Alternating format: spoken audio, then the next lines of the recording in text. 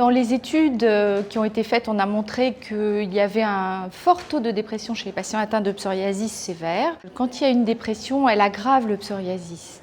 Et quand le psoriasis s'aggrave, il aggrave la dépression. Donc il y a une espèce de serpent qui se mord la queue et il faut casser ça.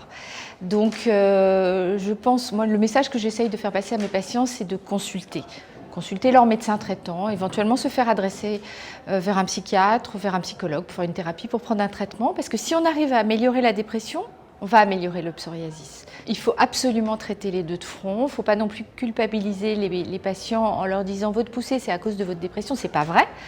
Mais il y a des événements forts. On voit souvent des poussées après des deuils, après des pertes d'emploi, des gros événements douloureux de la vie qui entraînent quelquefois une dépression ou une anxiété majeure.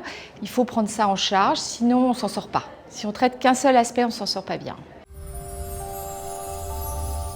Quelquefois, le diagnostic de dépression n'est pas facile à faire chez ces patients qui, finalement, ont comme première plainte l'atteinte de leur peau. Ils n'ont même quelquefois pas conscience de leur dépression, de leur anxiété.